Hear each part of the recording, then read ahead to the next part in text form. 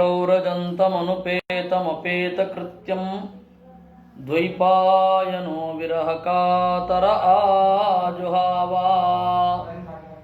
ಪುತ್ರ ಇತಿ ತನ್ಮಯತಯಾ ತರವೋಪಿ ನೇದುಃ ತಂ ಸರ್ವಭೂತಹೃದಯಂ ಮುನಿಮಾನತೋಸ್ಮಿ ಯಸ್ಯಾನುಭಾವಮಖಿಲಶ್ರುತಿಸಾರಮೇಕಂ ಅಧ್ಯಾತ್ಮದೀಪಮತಿತಿತೀರ್ಷತಾಂ ತಮೋಂಧಂ ಸಂಸಾರಿಣಾಂ ಕರುಣಯಾಃ ಪುರಾಣಗುಹ್ಯಂ ತಂ ವ್ಯಾಸಸೂನುಮುಪಯಾಮಿ ಗುರುಂ ಮುನೀನಾಂ ನಾರಾಯಣಂ ನಮಸ್ಕೃತ್ಯ ನರಂ ಚೈವ ನರೋತ್ತಮಂ ದೇವೀಂ ಸರಸ್ವತೀಂ ವ್ಯಾಸಂ ತತೋ ಗ್ರಂಥಮುದೀರಯೇ. ಮಾತರ್ಮೇ ಮಾತರಿಶ್ವನ್ ಪಿತರತುಲಗುರೋ ಭ್ರಾತರಿಷ್ಟಾಪ್ತಬಂಧೋ ಸ್ವಾಮಿನ್ ಸರ್ವಾಂತರಾತ್ಮನ್ ಅಜರಜರಯುತರ್ಜನ್ಮ ಮೃತ್ಯಾಮಯಾನಾಂ ಗೋವಿಂದೇ ದೇಹಿ ಭಕ್ತಿಂ ಭವತಿ ಚ ಭಗವನ್ನೂರ್ಜಿತಾಂ ನಿರ್ನಿಮಿತ್ತಾಂ ನಿರ್ವ್ಯಾಜಾಂ ನಿಶ್ಚಲಾಂ ಸದ್ಗುಣಗಣಬೃಹತೀಂ ಶಾಶ್ವತೀಂ ಆಶುದೇವಾ. ನಾರದ ಉವಾಚ ಏವಂ ದೈತ್ಯಸುತೈಃ ಪೃಷ್ಟಃ ಮಹಾಭಾಗವತೋऽಸುರಃ ಉವಾಚ ಸ್ಮಯಮಾನಸ್ತಾನ್ ಸ್ಮರನ್ ಮದನುಭಾಷಿತಂ.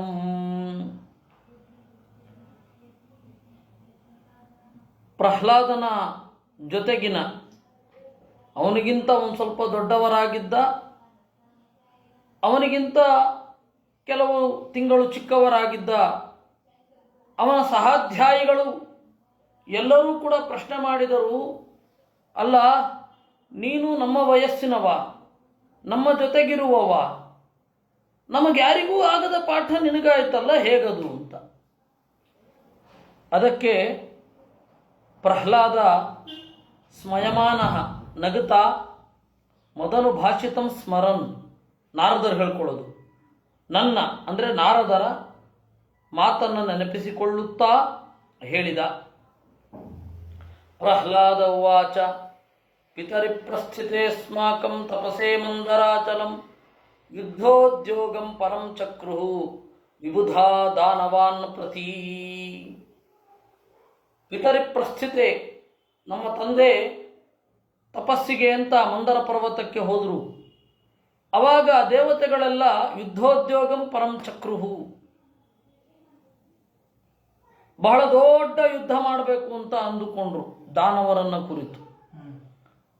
ಅವರು ಹೀಗಂದುಕೊಂಡ್ರು ಅಂತ ಹೇಳಿ ದೈತ್ಯರೆಲ್ಲ ಅಂದುಕೊಂಡಿದ್ರು. ಏನಂತ? ಪಿಪೀಲಿಕೈರಹಿರಿವ ದಿಷ್ಟ್ಯಾ ಲೋಕೋಪತಾಪನಃ ಪಾಪೇನ ಪಾಪೋ ಭಕ್ಷೀತಿ ವಾದಿನೋ ವಾಸವಾದಯಃ.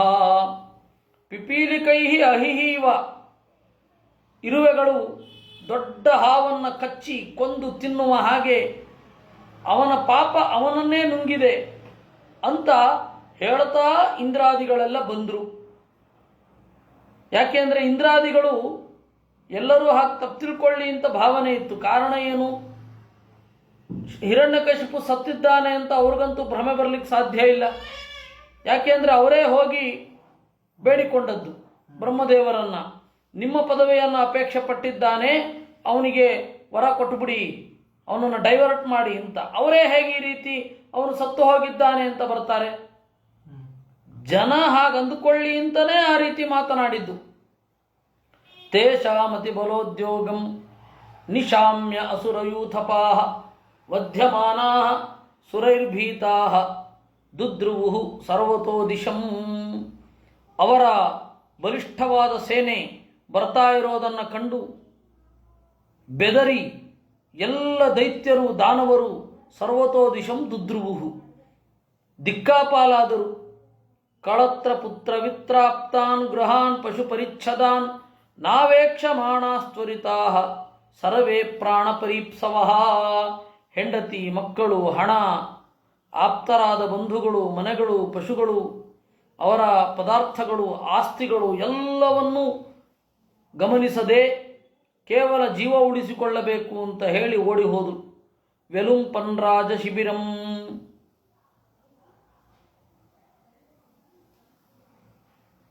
ಅಮರಾಜಯಕಾಶಿನಃ ಇಂದ್ರಸ್ತು ರಾಜಮಹಿಷೀಂ ಮಾತರಂ ಮಮ ಚಾಗ್ರಹೀತ್. ರಾಜಶಿಬಿರವನ್ನು ಎಲ್ಲ ದೈತ್ಯರು ಓಡ್ತಾ ಇರುವಾಗ ದೇವತೆಗಳೆಲ್ಲ ಬಂದು ರಾಜಶಿಬಿರವನ್ನು ಹಾಳು ಮಾಡಿದರು. ಇಂದ್ರಸ್ತು ರಾಜಮಹಿಷೀಂ, ಇಂದ್ರ ಹಿರಣ್ಯಕಶಿಪುವಿನ ಮಡದಿಯಾದ ನನ್ನ ತಾಯಿಯನ್ನೇ ಹಿಡಿದುಕೊಂಡ. ನೀಯಮಾನಾಂ ಭಯೋದ್ವಿಗ್ನಾಂ ರುದಂತೀಂ ಕುರರೀಮಿವ ಯದೃಚ್ಛಯಾಗತಸ್ತತ್ರ ದೇವರ್ಷಿ ದದೃಶೇ ಪಥಿ. ಹೆದರಿ ಗಡಗಡ ನಡುಗಿ ಅಳುವ ಕುರರಿ ಅಂತ ಒಂದು ಪಕ್ಷಿ, ಅದು ಭಯ ಆದಾಗ ಹೇಗೆ ಅಳುತ್ತೋ ಆ ರೀತಿ ನನ್ನ ತಾಯಿ ಅಳ್ತಾ ಇದ್ದಾಳೆ. ಇಂದ್ರ ದರದರನೆ ಎಳ್ಕೊಂಡು ಹೋಗ್ತಾ ಇದ್ದಾನೆ. ಆಗ ಯದೃಚ್ಛಯ ಆಗತಃ, ದೇವರ ಇಚ್ಛೆಯೋ ಎಂಬಂತೆ ನಾರದರು ಬಂದರು. ಪ್ರಾಹಮೈನಾಂ ತುರಪತೆ ನೇತುಮರಹಸ್ಯನಾಗಸೀಂ ಮುಂಚ ಮುಂಚ ಮಹಾಭಾಗ ಸತೀಂ ಪರಪರಿಗ್ರಹಾಂ. ಅವನು ಹೇಳಿದ, ನಾರದರು ಹೇಳಿದರು, ಸುರಪತೆ, ಓ ಇಂದ್ರನೇ, ಈ ಪಾಪವೇ ಮಾಡದ ಸಾಧ್ವಿಯನ್ನ ಒಯ್ಯಬೇಡ, ಬಿಟ್ಟು ಬಿಡು, ಅವಳು ಬೇರೆಯವರ ಹೆಂಡತಿಯಲ್ಲವೇ. ಇಂದ್ರ ಉವಾಚ ಆಸ್ತೇಸ್ಯ ಜಠರೇ ವೀರ್ಯಂ ಅವಿಷಹ್ಯಂ ಸುರದ್ವಿಷಃ ಆಸ್ಯತಾಂ ಯಾವತ್ ಪ್ರಸವಂ ಮೋಕ್ಷೇರ್ಥ ಪದವೀಂ ಗತಃ. ಇಂದ್ರ ಹೇಳಿದ, ಇವಳ ಹೊಟ್ಟೆಯೊಳಗಡೆ ಹಿರಣ್ಯಕಶಿಪುವಿನ ಭೀಕರವಾದ ಪಿಂಡ ಬೆಳೀತಾ ಇದೆ. ನೀವು ನೋಡ್ತಾ ಇರಿ, ಕೊಂದು ಬಿಡ್ತೇನೆ. ಹಿರಣ್ಯಕಶಿಪುವಿನ ಮಗ ನಮ್ಮನ್ನು ಕಾಡುವುದು ತಪ್ಪತ್ತೆ.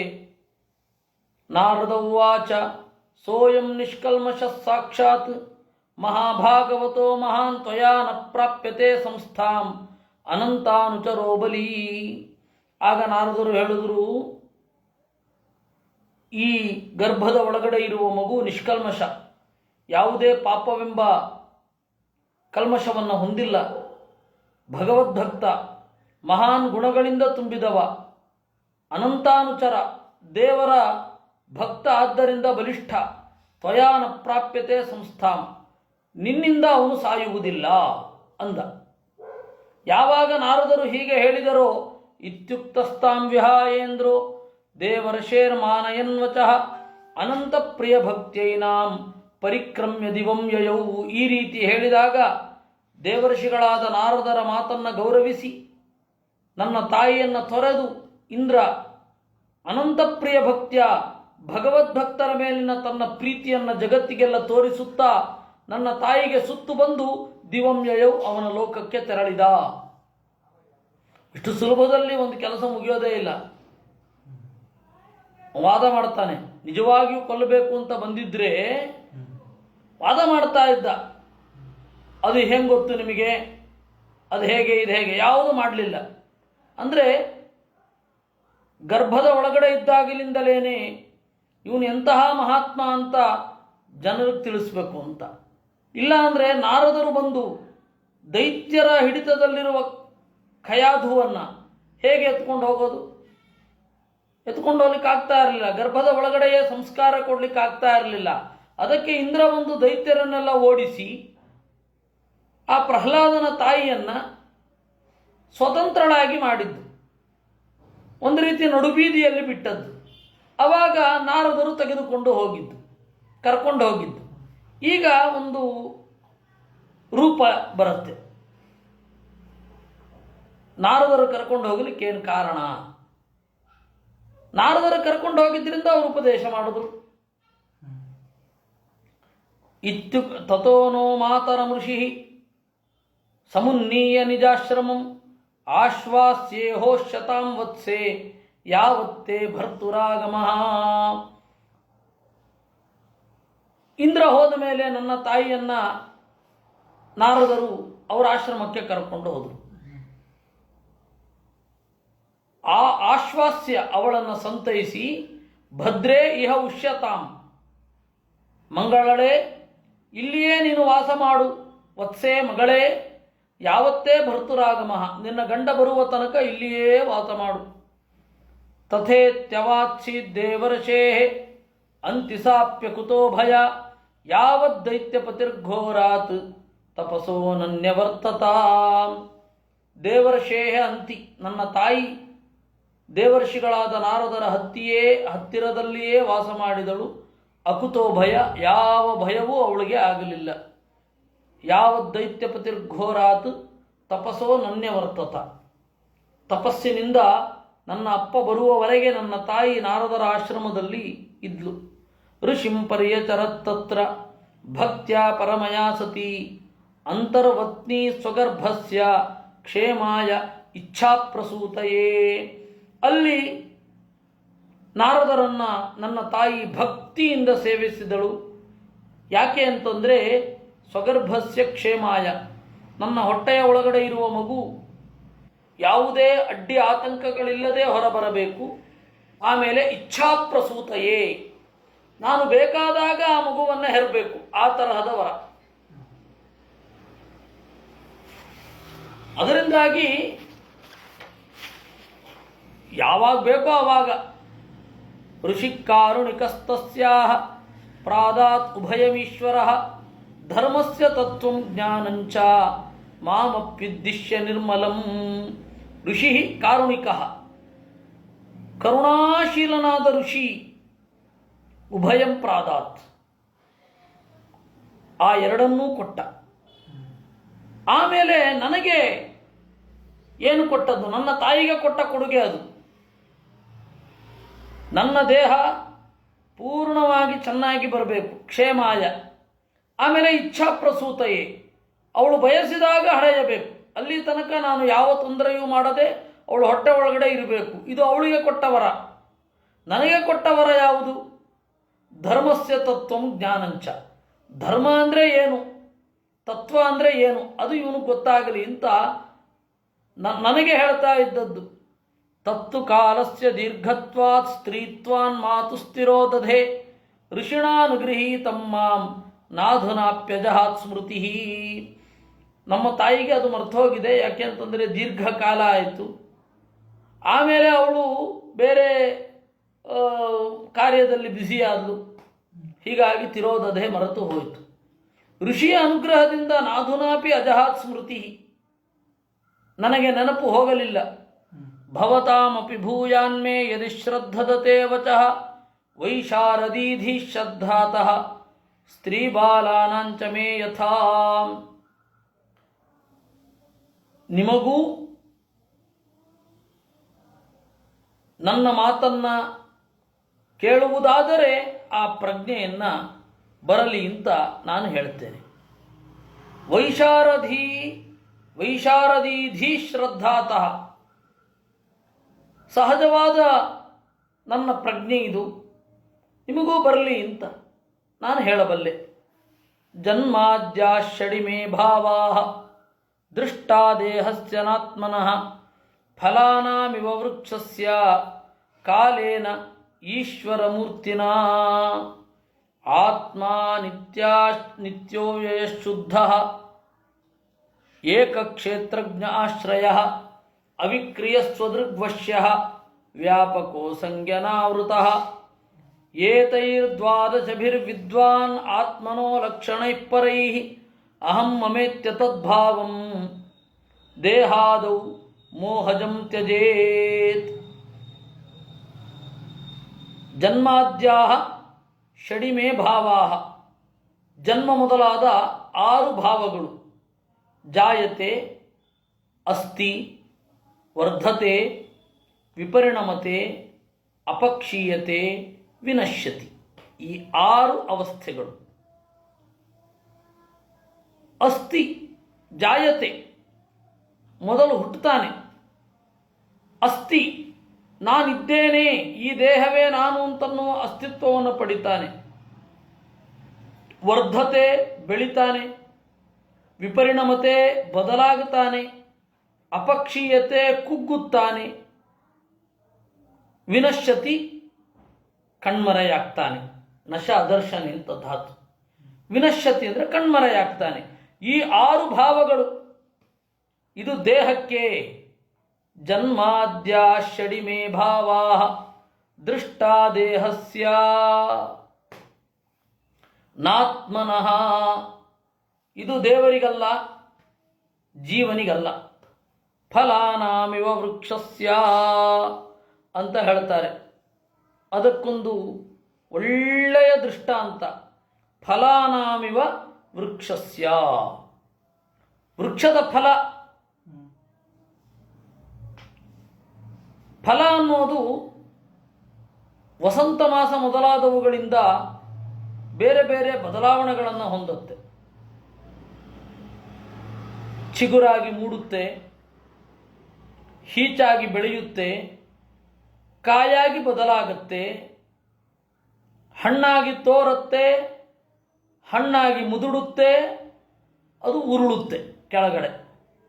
ಈ ರೀತಿ ವೃಕ್ಷದಲ್ಲಿರುವ ಹಣ್ಣುಗಳು ಯಾವ ರೀತಿ 6 ವಿಕಾರವನ್ನು ಪಡೆಯುತ್ತವೆ, ದೇಹವೂ ಕೂಡ 6 ವಿಕಾರವನ್ನು ಹೊಂದುತ್ತದೆ.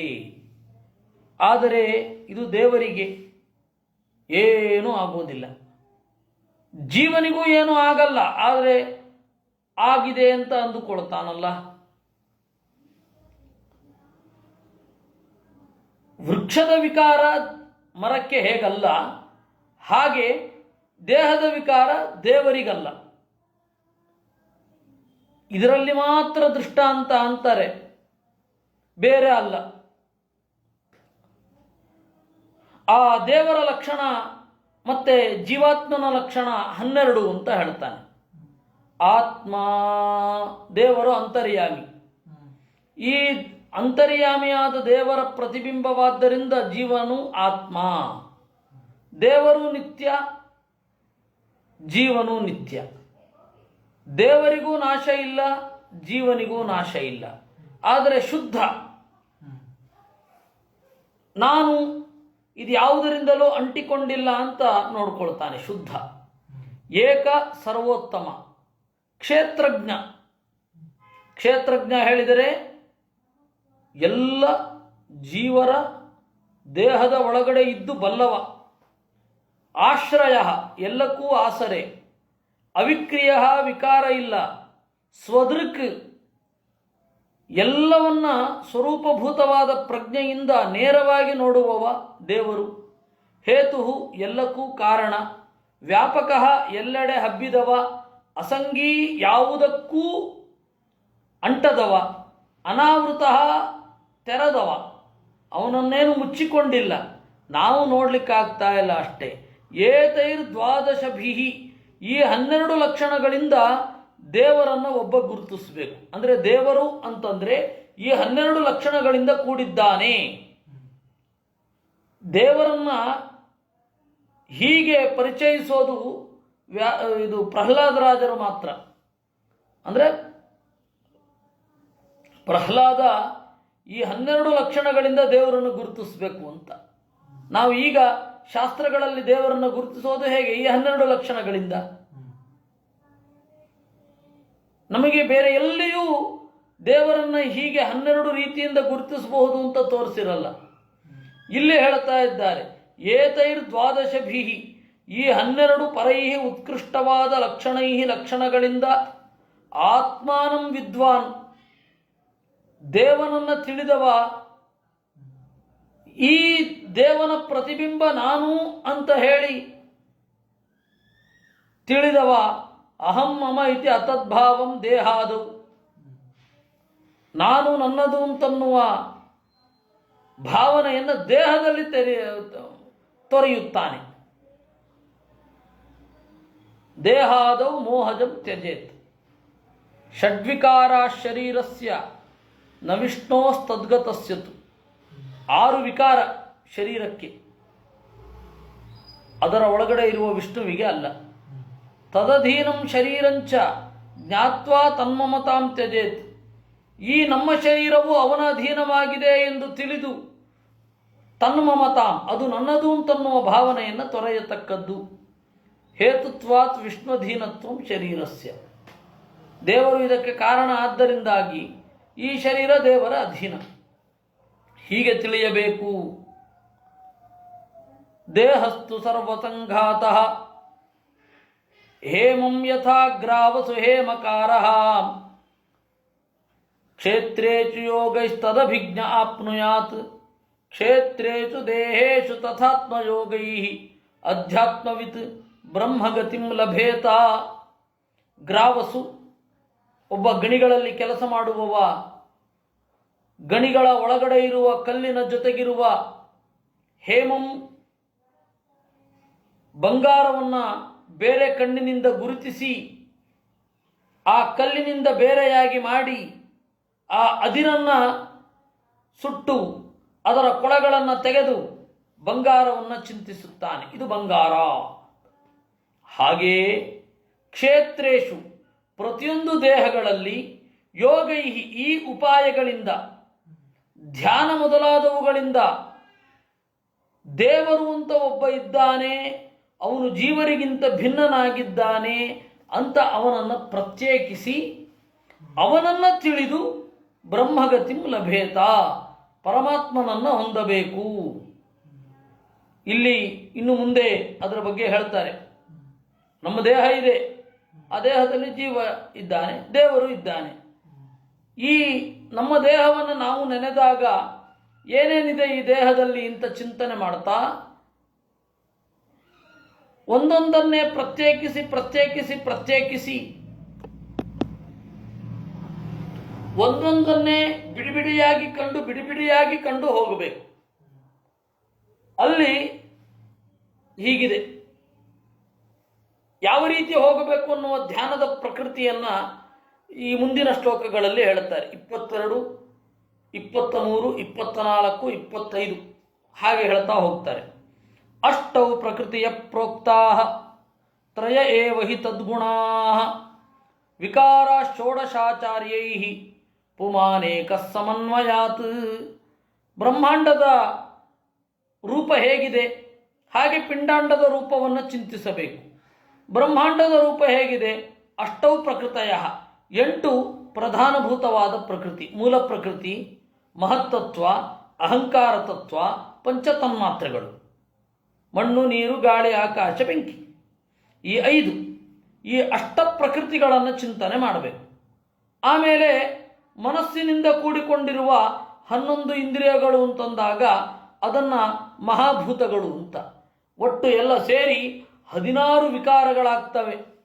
ಅಷ್ಟೌ ಪ್ರಕೃತಯ ಪ್ರೋಕ್ತಾ ತ್ರಯ ಏವ ಹಿ ತದ್ಗುಣಾ. ಈ 8 ಪ್ರಕೃತಿಗಳ ಹಿಂದೆ ಇರೋದು ಆ 3 ಗುಣಗಳು, ಸತ್ವಗುಣ, ರಜೋಗುಣ, ತಮೋಗುಣ. ಅದು ಈ ದೇಹದಲ್ಲಿ ಹೇಗೆ ತೋರುತ್ತೆ ಅಂತಂದರೆ ಷೋಡಶ ವಿಕಾರಾ, ಪಂಚಜ್ಞಾನೇಂದ್ರಿಯ, ಪಂಚಕರ್ಮೇಂದ್ರಿಯ 10 ಆಯಿತು. ಅದಕ್ಕೆ ವಿಷಯವಾದ ಶಬ್ದ, ಸ್ಪರ್ಶ, ರೂಪರಸ, ಗಂಧ 15 ಆಯಿತು. ಆಮೇಲೆ ಮನಸ್ಸು 16. ಈ ದೇಹದ, ಈ ಪ್ರಕೃತಿಯ, ಈ ಗುಣದ ಔಟ್ಕಮ್ ಯಾವುದು ಅಂತ ಹೇಳಿದ್ರೆ 16 ವಿಕಾರಗಳು. ಪುಮಾನೇಕಃ, ಅದರಲ್ಲಿ ಇರುವ ಪೂರ್ಣ ಇದನ್ನು ತಿಳ್ಕೊಂಡಿರುವ ಪುರುಷ ಒಬ್ಬ, ತಿಳಿದುಕೊಳ್ಳದವನೊಬ್ಬ. ದೇಹಸ್ತು ಸರ್ವಸಂಘಾತಃ ಜಗತ್ ತಸ್ಥುಡಿತಿ ದ್ವಿಧ ಅತ್ರೈವ ಪುರುಷೋ ಮೃಗ್ಯಃ ನೇತಿ ನೇತೀತಿ ಅತತ್ಯಜನ್. ಇದೆಲ್ಲ ಒಳಗೊಂಡ ದೇಹ. ಜಗತ್ ತಸ್ಥುಡಿತಿ ದ್ವಿಧ, ಈ ಇಡೀ ಜಗತ್ತು ಓಡಾಡುವ ಮತ್ತು ಓಡಾಡದ ವಸ್ತುಗಳಿಂದ ತುಂಬಿದೆ. ಓಡಾಡದ ವಸ್ತು ಅಂತಂದರೆ ಗೋಡೆ, ಕಲ್ಲು, ಕಂಬ, ಮರ ಇವುಗಳೆಲ್ಲ. ಓಡಾಡುವ ಅಂತಂದರೆ ಪುಟ್ಟ ಪ್ರಾಣಿಗಳಿಂದ ಹಿಡಿದು ಕ್ರಿಮಿಗಳಿಂದ ಹಿಡಿದು ಬ್ರಹ್ಮನವರೆಗೆ. ಇದ್ರ ಒಳಗಡೆ ಅಲ್ವಾ ಹುಡುಕಬೇಕು ದೇವರನ್ನ. ಏನಂತ? ನೇತಿ ನೇತೀತಿ ಅತತ್ಯಜನ್. ಇದಲ್ಲ ಇದಲ್ಲ ಇದಲ್ಲ ಅಂತ ಇಲ್ಲೇ ಹುಡುಕಬೇಕು. ಏನು ಹಾಗಂದ್ರೆ ಅನ್ನೋದನ್ನ ನೋಡೋಣ. ಈಗ ತಾತ್ಪರ್ಯವನ್ನು ನೋಡೋಣ. ಅಲ್ಲ, ದೇವರು 25 ಅಂತಂದುಬಿಟ್ರು, ಹೆಂಗದು? ದೇವರು ಭಿನ್ನ ಅಲ್ವೇ? ಹೌದು. ಅಭಿಮಾನ್ಯಪೇಕ್ಷೆಯ ವಿಷ್ಣು ಪಂಚವಿಂಶ ಇತಿ ಸ್ಮೃತಃ. ಈ ದೇಹದ ನಿಯಾಮಕರು ಅಭಿಮಾನಿಗಳು ಅಂತನ್ನುವ ವಿವಕ್ಷೆಯನ್ನು ಇಟ್ಟುಕೊಂಡಾಗ ದೇವರು 25ನೇವನಾಗ್ತಾನೆ. ಜಡವ್ಯಪೇಕ್ಷೆಯ ಜೀವ ಸಮ್ಯಜ್ಞೇಯೋ ಹರಿಸ್ಮೃತಃ. ಜಡ ಅಂತ ಇಟ್ಟುಕೊಂಡಾಗ ಜೀವ 25ನೇವನಾಗ್ತಾನೆ. 26 ದೇವರಾಗ್ತಾನೆ. ಅಥವಾ ಕೆಲವೊಮ್ಮೆ 27 ಅಂತ ಹೇಳೋದಿದೆ. ಇದೆಲ್ಲ ಹೇಗೆ ಲೆಕ್ಕಗಳು ಅಂತ ಹೇಳಿ ನೀವು ಏಕಾದಶ ಸ್ಕಂಧದಲ್ಲಿ ಕೇಳಿದ್ದೀರಾ. ವಿವಕ್ಷೆ ಇಟ್ಟುಕೊಂಡು ಕೇವಲ 3 ತತ್ವ ಅನ್ಬಹುದು. ದೇವರು ಜೀವ ಜಡ ಮತ್ತಿನ್ನೇನಿದೆ? ಇಲ್ಲ ಕೇವಲ 5 ತತ್ವ ಅನ್ಬಹುದು, ಎಷ್ಟು ಬೇಕಾದರೂ ಹೇಳಬಹುದು. ವದತಾಂ ಕಿನ್ನು ದುರ್ಘಟಂ, ಅವರವರ ವಿವಕ್ಷೆ ಶಾಸ್ತ್ರಕ್ಕೆ ಅನುಗುಣವಾಗಿದ್ದರೆ ಆಯಿತು ಅಷ್ಟೆ. ಅದರಿಂದಾಗಿ ಇಲ್ಲಿ ಅಭಿಮಾನಿ ವ್ಯಪೇಕ್ಷೆಯ ದೇವರನ್ನ 15 ಅಂತ ಹೇಳಿದ್ದೇ ವಿನಃ ಬೇರೆ ದೇವತೆಗಳ ತರಹ ಅವನು ಅಭಿಮಾನಿ ಅಲ್ಲ, ಅಸ್ವತಂತ್ರ ಅಲ್ಲ ಅಂದರು. ಇಷ್ಟರೊಂದಿಗೆ ನಾವು ಈ ಶ್ಲೋಕದ ಇನ್ನೊಂದು ಆಯಾಮವನ್ನು ನೋಡೋಣ. ಅತ್ರೈವ ಪುರುಷೋ ಮೃಗ್ಯ ನೇತಿ ನೇತೀತಿ ಅತತ್ಯಜನ್. ನೀವು ಕಣ್ಮುಚ್ಚಿ ಕುಳಿತಾಗ ನಿಮ್ಮ ದೇಹದ ಒಳಗಡೆ ಹೃದಯದ ಒಳಗಡೆ ದೇವರಿದ್ದಾನೆ ಅಂತ ಚಿಂತನೆ. ಹೇಗೆ ಚಿಂತಿಸಬೇಕು? ದೇಹದ ಒಳಗಡೆ ಹೋಗುವಾಗ ಚರ್ಮದೇವರಲ್ಲ, ಹಾಗಂತ ಹೇಳಿ ಮಾಂಸ ದೇವರಲ್ಲ, ಮಜ್ಜಾ ದೇವರಲ್ಲ. ದೇವರು ಅಂತಂದ್ರೆ ಏನು? ಈ ದೇಹದಲ್ಲಿ ನಮಗೆ ಜೀವಾತು ಅಂತ ಅನ್ನಿಸಿರುವ ಯಾವುದೂ ಅಲ್ಲ.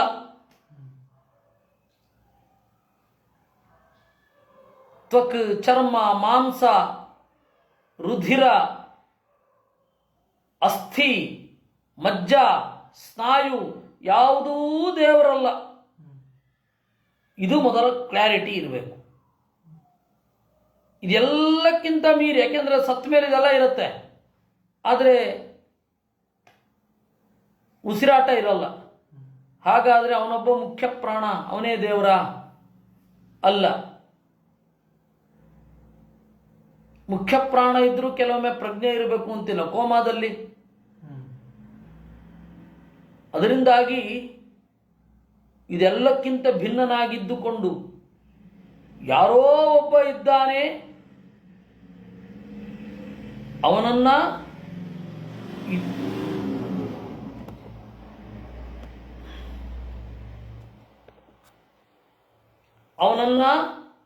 ಇಲ್ಲಿಯೇ ಹುಡುಕಬೇಕು. ಅತ್ರೈವ ಪುರುಷೋ ಮೃಗ್ಯ, ಈ ದೇಹದಲ್ಲಿಯೇ ಹುಡುಕಬೇಕು.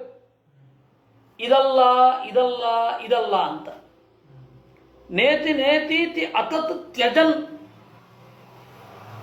ಅನ್ವಯ ವ್ಯತಿರೇಕೇಣ ವಿವೇಕೇನಾಗತಾತ್ಮನ ಸರ್ಗಸ್ಥಾನ ಸಮಾಮ್ನಾಯೈ ವಿಮೃಶದ್ಭಿರತಿ ಅಸತ್ವರೈ. ಹೀಗೆ ದೇವರನ್ನು ಹುಡುಕಬೇಕಾದ್ರೆ ಅನೇಕ ಉಪಾಯಗಳು ನಮ್ಮ ಜೊತೆಗಿರಬೇಕು. ಒಂದು ಅನ್ವಯ ವ್ಯತಿರೇಕೇಣ,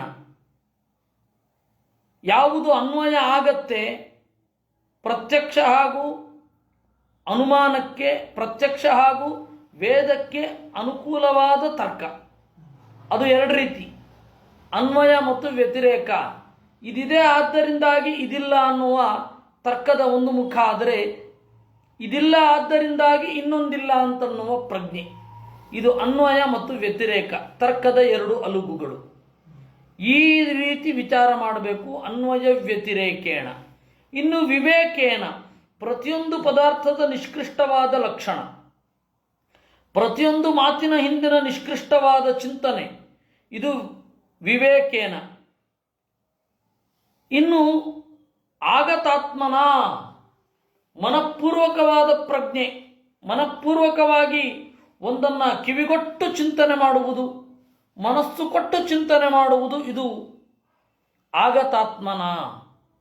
ಸರ್ಗಸ್ಥಾನ ಸಮಾಮ್ನಾಯೈ, ಸೃಷ್ಟಿ ಹೇಗೆ, ಪಾಲನೆ ಹೇಗೆ, ಅವುಗಳ ನಡೆ ಏನು, ಇದನ್ನು ಅಸತ್ವರೈ ವಿಮರ್ಶದ್ಭಿ, ಅವಸರ ಮಾಡದ ಹಾಗೆ ವಿಮರ್ಶೆ ಮಾಡಬೇಕು. ಸಾವಧಾನ ಇರಬೇಕು. ಸತ್ಯ, ಈ ಪ್ರಶ್ನೆ ಕೇಳ್ತಾ ಇದ್ದೀನಿ, ಈಗ ಉತ್ತರ ಬಂದ್ಬಿಡ್ಲಿ ಅಂತ ಹೇಳಿ ಯಾವುದೇ ಕಾರಣಕ್ಕೂ ಇರಬಾರದು. ಅಸತ್ವರೈಹಿ ವಿಮೃಶದ್ಭಿಹಿ ಅಂತಂದ್ರು. ಮಹಾಭಾರತದಲ್ಲಿಯೂ ಅದನ್ನೇ ಅಲ್ವೇ ಹೇಳಿದ್ದು. ಸನತ್ಸು ಜಾತೀಯದಲ್ಲಿ ನೈತದ್ ಬ್ರಹ್ಮ ತ್ವರಮಾಣೇನ ಲಭ್ಯಂ, ಅವಸರವಸರಕ್ಕೆ ದೇವರು ಸಿಗುವುದಿಲ್ಲ.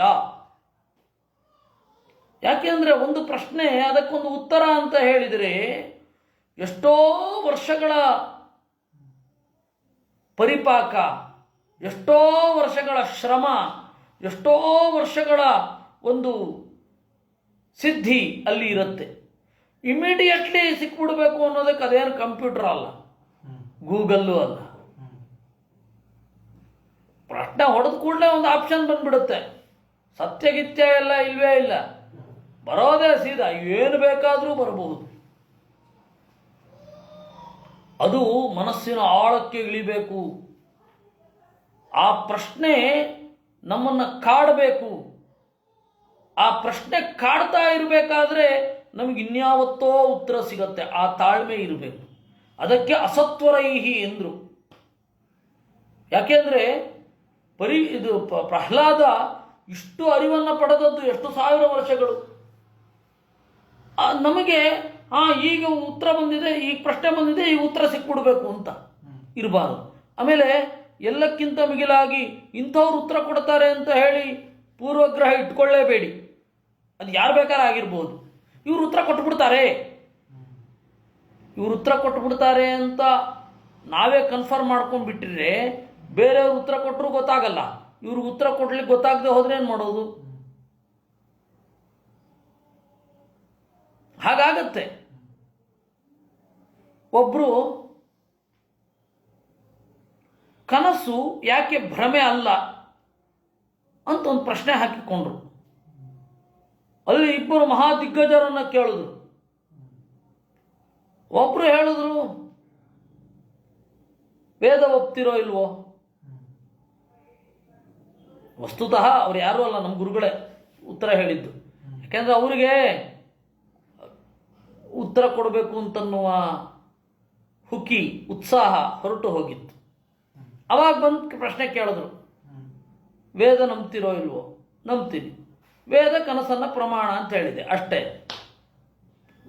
ಮಾತೇ ಮುಗಿದೋಯ್ತು. ಆದರೆ ಅವರಿಗೆ ಇದ್ದ ಪ್ರಶ್ನೆಗಳಿಗೆ ಉತ್ತರ ಸಿಗಲೇ ಇಲ್ಲ. ಸರಿ, ಅವರು ಅದರ ವಿರುದ್ಧವಾದ ದಿಕ್ಕಿನಲ್ಲಿ ಇರುವ ಇನ್ನೊಬ್ಬರನ್ನು ಹೋಗಿ ಕೇಳಿದ್ರು, ಕನಸು ಯಾಕೆ ಭ್ರಮೆ ಅಲ್ಲ?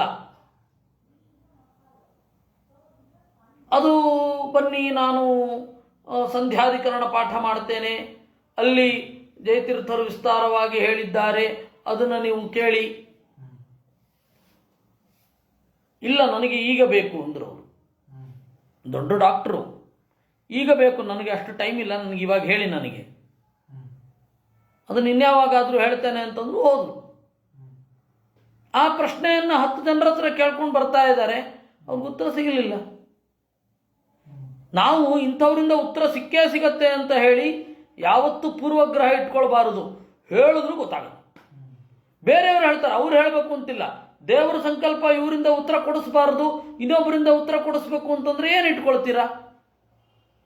ಅದರಿಂದಾಗಿ ಯಾವ ಕಡೆಯಿಂದ ಉತ್ತರ ಬಂದರೂ ನಾನು ಸ್ವೀಕಾರ ಮಾಡ್ತೇನೆ ಅಂತ ಇರಬೇಕು. ಇದನ್ನೇ ವಿಮೃಶದ್ಭಿಹಿ ಅಸತ್ವರೈಹಿ ಅಂತ ಹೇಳಿದ್ದು. ಒಂದು ಪ್ರಶ್ನೆಗೆ ಉತ್ತರವನ್ನು ಪಡೆಯುವಾಗ ಇಂಥವರಿಂದಲೇ ಕೊಡ್ತಾರೆ ಅಂತನೂ ಇಲ್ಲ, ಇಂಥ ಕಾಲದಲ್ಲಿ ಕೊಡಬೇಕು ಅಂತನೂ ಇಲ್ಲ, ಈಗಲೇ ಕೊಡಬೇಕು ಅಂತನೂ ಇಲ್ಲ, ಇವ್ರು ಕೊಡಲ್ಲ ಅಂತನೂ ಅನ್ಕೋಬಾರದು, ಇವ್ರು ಕೊಡ್ತಾರೆ ಅಂತನೂ ಅನ್ಕೋಬಾರದು. ಪ್ರಶ್ನೆ ಇರಬೇಕು, ಮುಂದೆ ಉತ್ತರ ಇರಬೇಕು. ಕೆಲವೊಮ್ಮೆ ಪ್ರಾಮಾಣಿಕರಾಗಿ ಶಾಸ್ತ್ರಾಧ್ಯಯನ ಮಾಡಿರ್ತಾರೆ, ಆದರೆ ನಿಮ್ಮ ಪ್ರಶ್ನೆಯನ್ನು ಅವ್ರು ಹಾಕೊಂಡಿಲ್ಲದೆ ಇರಬಹುದು. ನಿಮ್ಮ ಬ್ಯಾಕ್ಗ್ರೌಂಡಿನಿಂದ ನಿಮ್ಮ ಪ್ರಶ್ನೆ ರೂಪುಗೊಂಡಿರುತ್ತೆ. ಅದನ್ನು ಶಾಸ್ತ್ರದಲ್ಲಿ ಹುಡುಕುವಾಗ ನಿಮಗೆ ಸಮಾಧಾನವಾಗಿ ಬರದೇ ಇರಬಹುದು. ಹಾಗಂತ ಹೇಳಿ ಉತ್ತರ ಇಲ್ಲ ಅಂತಿಲ್ಲ, ಇವ್ರ ಕೈನಲ್ಲಿ ಕೊಡ್ಲಿಕ್ಕಾಗಿಲ್ಲ ಅಷ್ಟೆ. ಈ ತರಹದ ಎಲ್ಲ ತಾಳ್ಮೆಗಳಿರಬೇಕು. ತಾಳ್ಮೆ ಕೆಟ್ಟು ಉತ್ತರ ಸಿಗದೆ ಎಂದಿಗೂ ಪ್ರಶ್ನೆಯಾಗಿಯೇ ಉಳಿಯತಕ್ಕಂತಹ ಸಂದರ್ಭಗಳನ್ನು ನಾವು ಬಹಳ ನೋಡಿದ್ದೇವೆ. ದಯಾನಂದ ಸರಸ್ವತಿಗಳು ಶಿವನ ಲಿಂಗದ ಮುಂದೆ ಕೂತ್ಕೊಂಡಿದ್ರಂತೆ. ಅಲ್ಲಿ ಒಂದು ಜಿರಳೆ ಓಡಾಡ್ತಾ ಇತ್ತು. ಅವ್ರಿಗನ್ನಿಸಿತು, ಛೇ, ಒಂದು ಜಿರಳೆಯನ್ನು ಓಡಿಸ್ಕೊಳ್ಳಿಕ್ಕಾಗಲ್ಲ, ದೇವರು ದೇವರೇ, ಅದರಿಂದಾಗಿ ಮೂರ್ತಿ ಪೂಜೆ ಸಲ್ಲದು ಅಂತ ತೀರ್ಮಾನ ಮಾಡ್ಬಿಟ್ರು. ಅವ್ರ ಜಯಂತಿ ದಿವಸ ಅವ್ರ ಫೋಟೋ ಇಟ್ಕೊಂಡು ಪೂಜೆ ಮಾಡ್ತಾರೆ, ಅದು ಬೇರೆ. ಮೂರ್ತಿ ಪೂಜೆಯನ್ನು ವಿರೋಧಿಸಿದ್ರು ಅಂತ ಹೇಳಿ ಅವ್ರ ಫೋಟೋ ಇಟ್ಕೊಂಡು ಪೂಜೆ ಮಾಡೋದು ಒಂದು ವರ್ಗ ಇದ್ದೇ ಇದೆ. ಈ ತರಹ ಆಗಿಬಿಡುತ್ತೆ. ಅದರಿಂದ ನಾವು ಈ ಪ್ರಶ್ನೆಗಳಿಗೆ ಉತ್ತರವನ್ನು ಪಡೆಯುವಾಗ ತಾಳ್ಮೆ ಇರಬೇಕು, ಪೂರ್ವಗ್ರಹ ಇರಬಾರದು. ಆ ಪೂರ್ವಗ್ರಹ ಎರಡು ರೀತಿ. ಇವ್ರು ಉತ್ತರ ಕೊಡಲ್ಲ ಅಂತನೂ ಅಲ್ಲ, ಇವ್ರು ಉತ್ತರ ಕೊಟ್ಟೇ ಕೊಡ್ತಾರೆ ಅಂತನೂ ಇಲ್ಲ, ಇವರಲ್ಲದೆ ಇನ್ನೊಬ್ಬನಿಂದ ಉತ್ತರ ಬರಬಹುದು ಅಂತನೂ ಇರಬೇಕು.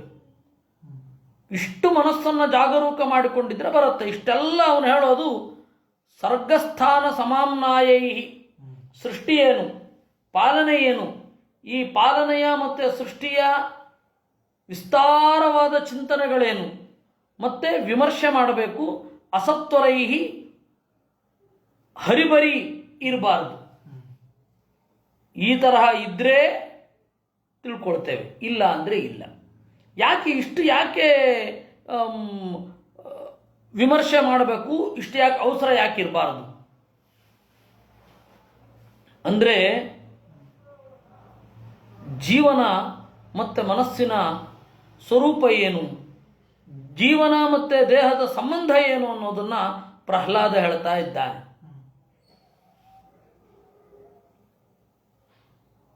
ಯಾವುದೇ ಕಥೆಯ ಹಿನ್ನೆಲೆಯಲ್ಲಿ ಆಳವಾದ ತತ್ವಶಾಸ್ತ್ರ ಇರುತ್ತೆ. ಯಾಕೆ ಅವರು ಹಾಗೆ ಮಾಡಿದ್ರು ಅನ್ನೋದಕ್ಕೆ ಆಳವಾದ ಕಾರಣಗಳು ಮಹಾಭಾರತಾದಿಗಳಲ್ಲೆಲ್ಲ ನಾವು ನೋಡ್ತಾ ಇರ್ತೇವೆ. ಅವರೆಲ್ಲ ವಾದ ಮಾಡಬೇಕಾದ್ರೆ ಎಷ್ಟು ಪರ್ಫೆಕ್ಟ್ ಆಗಿರುತ್ತೆ ಅವರ ವಾದ. ನಾವು ಹಾಗೆ ಅಂದ್ಕೊಂಡೇ ಇರಲ್ಲ. ಇವರ ಹಿನ್ನೆಲೆಯಲ್ಲಿ ಇಷ್ಟೊಂದು ಸಮರ್ಥನೆಗಳಿದೆ ಅಂತ ನಮಗೆ ಗೊತ್ತಿರಲ್ಲ, ಗ್ರಂಥ ಓದದ ಹೊರತು ಗೊತ್ತಾಗಲ್ಲ. ಹಾಗೆ ಪ್ರಹ್ಲಾದನ ಈ ಒಂದು ನಡೆಯ ಹಿಂದೆ ಈ ತರಹದ ಎಲ್ಲ ಚಿಂತನೆಗಳಿದೆ ಅನ್ನೋದು ನಮಗೆ ಗೊತ್ತಿರಬೇಕು. ಅವನೇನು ಹೇಳ್ತಾನೆ, ಬುದ್ಧೇರ್ಜಾಗರಣಂ ಸ್ವಪ್ನಃ ಸುಷುಪ್ತಿರಿತಿ ವೃತ್ತಯಃ ತಾಯೇನೈವಾನುಭೂಯಂತೆ ಸೋಧ್ಯಕ್ಷ ಪುರುಷಪರಃ. ಬುದ್ಧೇ ಜಾಗರಣಂ ಸ್ವಪ್ನಃ. ಬುದ್ಧಿ ಅಂತಂದ್ರೆ ಜೀವ ಅಂತ ಅರ್ಥ ಅಂದ್ರು ಮಧ್ವರು. ಬುದ್ಧಿ ಅಂತಂದ್ರೆ ಬುದ್ಧಿಗೆ ಎಚ್ಚರ, ಬುದ್ಧಿಗೆ ಕನಸು, ಬುದ್ಧಿಗೆ ಗಾಢವಾದ ನಿದ್ರೆ ಅಂತ ಅರ್ಥ ಮಾಡಬಾರದು. ಯಾಕೆ ಅಂದರೆ ಅನುಭವಿಸುವವನು ಜೀವ. ಒಂದೊಮ್ಮೆ ಬುದ್ಧಿ ಅನ್ನೋದಕ್ಕೆ ನಾವು ಮೈಂಡ್ ಅಂತ ಅರ್ಥ ಇಟ್ಕೊಂಡ್ಬಿಟ್ರೆ, ಜೀವ ನನ್ನ ಬುದ್ಧಿ ಯಾವಾಗ ಎಚ್ಚರಗೊಂಡಿತು, ನನ್ನ ಬುದ್ಧಿ ಯಾವಾಗ ಕನಸಿನಲ್ಲಿತ್ತು, ಕನಸಿನಿಂದ ಯಾವಾಗ ಗಾಢನಿದ್ರೆಗೆ ಹೋಯಿತು, ಗಾಢನಿದ್ರೆಯಿಂದ ಯಾವಾಗ ಕನಸಿಗೆ ಬಂತು, ಇವುಗಳೆಲ್ಲ ಗೊತ್ತಾಗಬೇಕಿತ್ತು. ಗೊತ್ತಾಗಿಲ್ಲ ಅಲ್ವಾ?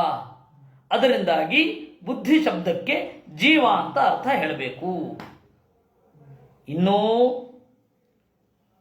ಸತ್ವಬುದ್ಧ್ಯಾದಿ ಶಬ್ದೇಸ್ತು ಜೀವೋಪಿ ಕ್ವಚಿದೀರ್ಯತೆ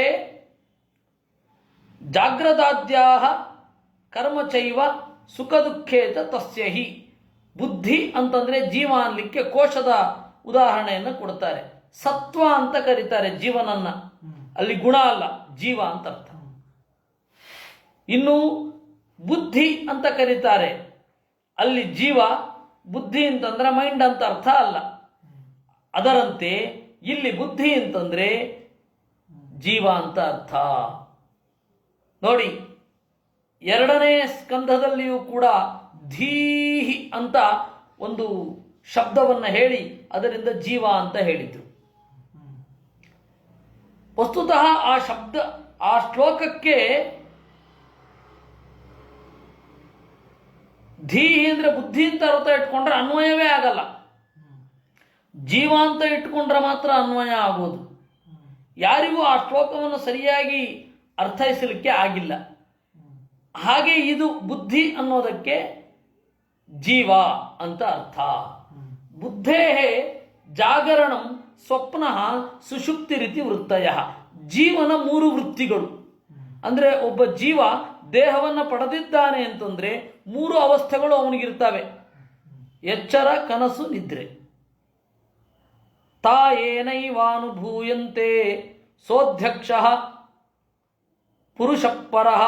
ಯಾರು ಇದನ್ನು ಮುಖ್ಯವಾಗಿ ಅನುಭವಿಸ್ತಾನೋ ಅವನು ದೇವರು.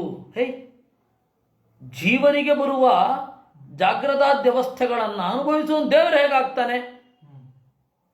ಹೌದು, ಅದರ ಬಗೆಗೆ ಅರಿವಿದ್ದು ಭೋಗಿಸುವವ ದೇವರು, ಜೀವ ಅಲ್ಲ. ಜೀವನಿಗೆ ಅರಿವೇ ಇರಲ್ಲ. ನಾನು ಎಚ್ಚರದಲ್ಲಿದ್ದೇನೆ ಎನ್ನುವ ಎಚ್ಚರ ಇರಲ್ಲ, ನಾನು ನಿದ್ರೆಯಲ್ಲಿದ್ದೇನೆ ಎನ್ನುವ ಎಚ್ಚರ ಇರಲ್ಲ, ನನಗೆ ಕನಸು ಬೀಳ್ತಾ ಇದೆ ಎನ್ನುವ ಎಚ್ಚರ ಇರಲ್ಲ. ಕನಸನ್ನ ಎಚ್ಚರ ಅಂತ ಅಂದ್ಕೊಂಡಿರ್ತಾನೆ, ಅಜ್ಞಾನವನ್ನು ಜ್ಞಾನ ಅಂತ ಅಂದ್ಕೊಂಡಿರ್ತಾನೆ. ಅದರಿಂದಾಗಿ ಈ ಜೀವನ ಒಳಗಿನ 3 ಅವಸ್ಥೆಗಳನ್ನು ಶುದ್ಧವಾಗಿ ತಿಳಿಯುವವ ಯಾರು? ದೇವರು, ಜೀವ ಅಲ್ಲ. ಆ ರೀತಿ ಅರ್ಥ ಅಂದರು. ಬುದ್ಧೇ ಜಾಗರಣಂ, ಅದನ್ನೇ ಹೇಳಿದ್ರು. ಜಾಗ್ರದಾದ್ಯಾ ಕರ್ಮಚೈವ ಸುಖ ದುಃಖೇತ ತಸ್ಯ ಹಿ ಜಾಗ್ರದಾದೇಹ ಪರೋದ್ರಷ್ಟ ಸುಖ ನಿತ್ಯೋ ಹರಿಸ್ಮೃತಃ. ಯೇಭಿಸ್ತ್ರಿವರ್ಣೈಃ ಪರ್ಯಸ್ತೈಃ ಬುದ್ಧಿಭೇದೈಃ ಕ್ರಿಯೋದ್ಭವೈಃ ಸ್ವರೂಪಂ ಆತ್ಮನೋ ಧತ್ತೆ ಗಂಧೈರ್ವಾಯುರಿವಾನ್ವಯಾತ್. ಯೇಭಿಃ ತ್ರಿವರ್ಣೈಃ, ಇದು 3 ಬಣ್ಣಗಳದ್ದು. ಎಚ್ಚರ ಅಂತನ್ನೋದು ರಜ ಅವಸ್ಥೆ, ರಜೋವಸ್ಥೆ. ಗಾಢವಾದ ನಿದ್ರೆ ಅನ್ನೋದು ತಮೋವಸ್ಥೆ. ಎಚ್ಚರದಲ್ಲಿ ಜ್ಞಾನ ಅನ್ನೋದು ಸತ್ವ. ಕನಸು ಅಂತನ್ನೋದು ಮಿಶ್ರಣ, ಸತ್ವ ಹಾಗೂ ರಜಸ್ಸಿನದ್ದು. ಈ ತರಹದ 3 ಅವಸ್ಥೆಗಳು 3 ಬಣ್ಣಗಳಿಗೆ ಸಂಕೇತವಾಗಿದೆ. ಇವುಗಳು ಪರ್ಯಸ್ಥೈಹಿ, ಮಿಶ್ರಿತವಾಗಿವೆ. ಬೇರೆ ಬೇರೆ ಕ್ರಿಯೆಗಳಿಂದ ಇದು ಹುಟ್ಟುತ್ತೆ. ಎಚ್ಚರದ ಕ್ರಿಯೆಯಿಂದ ಹುಟ್ಟೋದು ಕನಸು. ಹೀಗೆ ಬೇರೆ ಬೇರೆ ಬೇರೆ ಬೇರೆ ರೀತಿಯಿಂದ ಇದು ಹುಟ್ಟುತ್ತೆ. ಇವುಗಳನ್ನು ನೋಡಿಕೊಂಡು ಇವುಗಳನ್ನು ಸರಿಯಾಗಿ ತಿಳಿಯದೇನೆ ಸ್ವರೂಪಂ ಆತ್ಮನೋ ದತ್ತೆ, ದೇವರೂ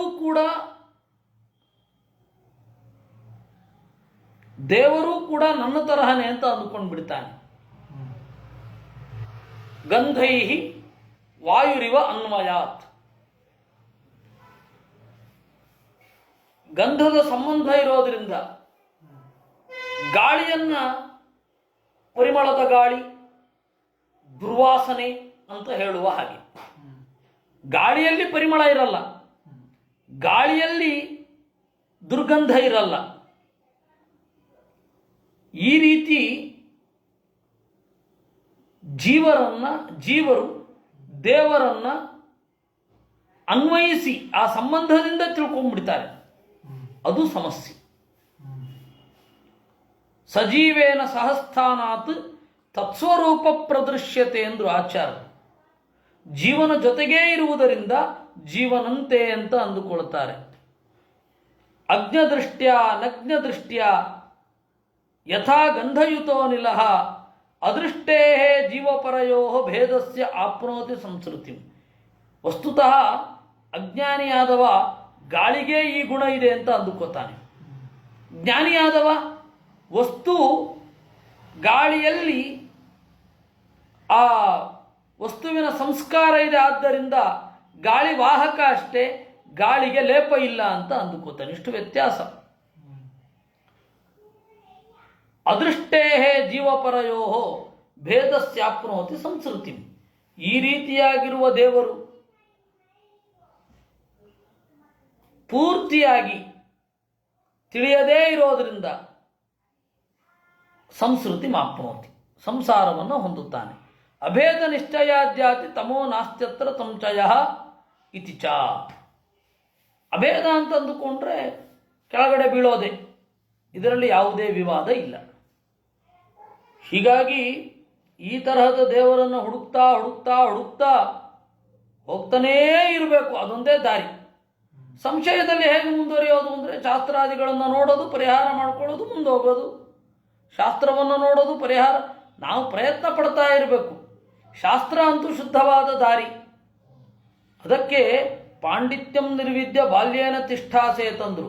ತತ್ವಶಾಸ್ತ್ರವನ್ನು ತಿಳಿದುಕೋ, ಜೀವನ ಇಡೀ ಬೇರೆ ಬೇರೆ ಆಯಾಮಗಳಿಂದ ಯುಕ್ತಿಯನ್ನು ಅನುಸಂಧಾನ ಮಾಡ್ತಾ ಮುಂದುವರಿ. ಇದೊಂದೇ ದಾರಿ, ಬೇರೆ ದಾರಿ ಇಲ್ಲ.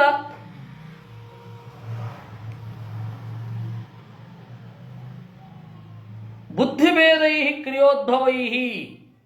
ಬೇರೆ ಬೇರೆ ಜೀವರಿದ್ದಾರೆ, ಬೇರೆ ಬೇರೆ ಜೀವರ ಬ್ರಾಟಪ್ ಮತ್ತು ವಿಕಾಸ ಇವೆಲ್ಲವೂ ಬೇರೆ ಬೇರೆ ರೀತಿ. ಇದನ್ನು ತಿಳಿದುಕೋ.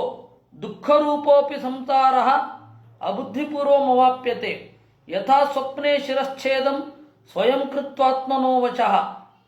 ಸಂಸಾರ ದುಃಖರೂಪ, ಆದರೆ ಇದನ್ನು ಬುದ್ಧಿಪೂರ್ವಕವಾಗಿ ನಾವೇನು ಹೊಂದಿರಲ್ಲ. ದುಃಖವೂ ಇರುತ್ತೆ, ಸುಖವನ್ನು ಹೊಂದುವಾಗ ನಮಗೆ ಆನಂದ ಇರುತ್ತೆ.